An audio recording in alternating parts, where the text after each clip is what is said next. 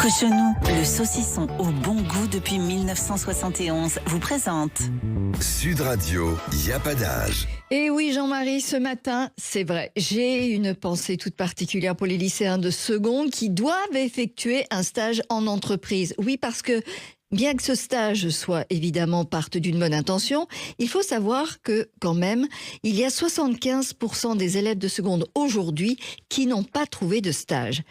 Alors, il y a autour de 600 000 élèves en seconde, entre le public et le privé, tout confondu. Sur une période donnée, c'est vrai que ça fait énormément d'élèves sur le marché en demande de stage. Mais en attendant, même si l'attention est bonne, de leur permettre d'avoir une expérience, de leur permettre de mieux ancrer leur orientation, aujourd'hui, il n'en demeure pas moins que c'est très compliqué. Moi, j'ai appelé plusieurs lycées, contacté plusieurs CPE, et la réponse, eh bien, elle est toujours la même. La période ne serait pas favorable aux entreprises. Bonjour Sophie Vénétité. Bonjour.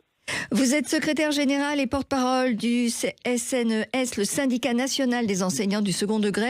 Alors, on est en plein dans le vif du sujet puisque le stage, normalement, est censé démarrer le 17 juin. Alors, comment ils vont faire tous ces gamins qui n'ont pas trouvé de stage ? Ça reste une question qui est encore sans réponse parce que ça fait effectivement beaucoup d'élèves qui n'ont pas trouvé de stage. Dans certains lycées, c'est plus de la moitié des élèves, parfois 70-80% des élèves qui n'ont pas trouvé de stage. Oui. On a du mal à se dire qu'ils vont pouvoir venir au lycée, alors même qu'il ne va plus y avoir de professeur au lycée puisque nous sommes tous convoqués pour le baccalauréat. Donc, on ne va pas laisser des élèves errer dans les couloirs du lycée de 8h à 18h pendant 15 jours. Donc, on ne sait pas bien ce qui va se passer. Ce qui est certain, c'est qu'ils ne pourront pas tous être accueillis au lycée. Et finalement, on va se retrouver exactement dans la même situation que l'an dernier, avec des élèves qui finalement vont rester chez eux, peut-être avec Netflix, mais certainement pas avec un stage. Est-ce que vous n'avez pas l'impression, en fait, que bizarrement, ça tombe en plein pendant la période où, justement, les élèves de terminale, de première ont des épreuves ? Est-ce que c'est pas une façon de les occuper, cette décision de donner un stage à ce moment-là ? Oui, c'était d'ailleurs comme ça que ça avait été pensé par Gabriel Attal quand il était ministre de l'Éducation et qu'il nous avait présenté les choses. Il avait dit, il faut qu'il y ait une forme de reconquête du mois de juin pour les élèves de seconde. Nous, on avait alerté quand même sur le fait que c'était une période sous tension pour les entreprises, pour les administrations publiques et surtout qu'on allait se retrouver avec tous les élèves de seconde qui allaient chercher un stage sur la même période, ce qui allait forcément faire l'objet d'une forme de concurrence. Donc on sent bien qu'il y a une volonté d'occuper les élèves, mais en fait, rien n'a été vraiment préparé et prévu. Alors, pour les parents qui seraient inquiets, on est d'accord qu'il n'y a pas de sanction pour les élèves qui n'auraient pas trouvé de stage ?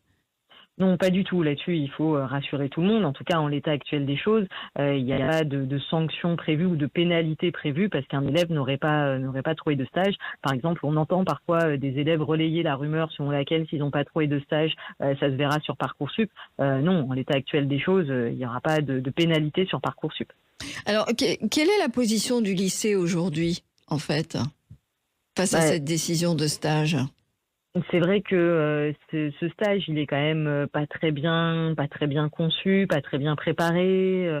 Les élèves ont manqué d'informations, nous aussi. Les informations sont arrivées très tardivement. Moi, je me souviens au mois de décembre-janvier, j'ai certains de mes élèves de seconde qui me disaient « Mais madame, vous devez avoir les informations. » Et je dis « Non, j'ai pas les informations, pas plus que vous. » Donc, c'est finalement quelque chose qui n'a pas été très bien pensé et qui au final, et c'est certainement la chose la plus dommageable, qui a quand même reproduit des inégalités. On voit par exemple que les élèves qui sont dans des lycées qui sont un peu éloignés de tout d'un point de vue géographique, les élèves ont du mal à se déplacer, ont du mal à trouver des transports, ont du mal à trouver quelqu'un qui pourrait les accompagner pour aller faire un stage pendant 15 jours. Donc ces élèves-là sont quand même défavorisés. Les élèves qui n'ont pas le réseau pour trouver un stage sont aussi défavorisés. Ceux qui n'ont pas le bon carnet d'adresse, ils vont se retrouver avec le stage au kebab pendant que d'autres auront peut-être le stage dans un cabinet d'avocat. Absolument. Donc c'est quand même un stage qui reproduit les inégalités. Et les centres d'information et d'orientation ne peuvent pas aider ?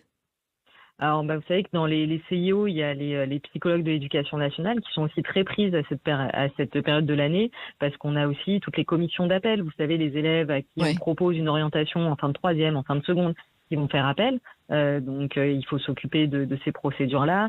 Il faut s'occuper aussi de toutes les affectations et des orientations des élèves. Donc, c'est une période qui est très chargée. Vous savez, on manque de psychologues de l'éducation nationale. Donc, ça va être compliqué aussi de compter sur les CIO parce qu'ils n'ont pas suffisamment de monde. Est-ce que vous avez une idée de ce qui freine aujourd'hui les entreprises à recevoir ces lycéens pour un stage ?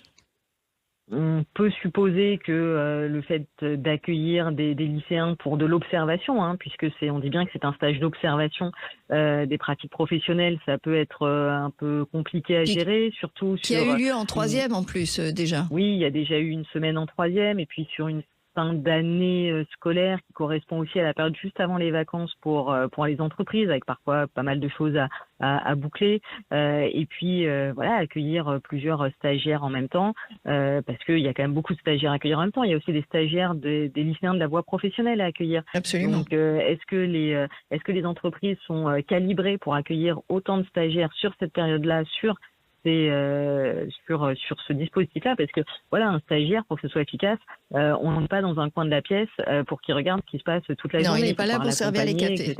Voilà, c'est pas le stage café ou photocopieuse. Ouais. Donc ça veut dire qu'il faut aussi du monde autour pour accompagner ces stagiaires. Absolument. Et les entreprises ne les ont pas forcément.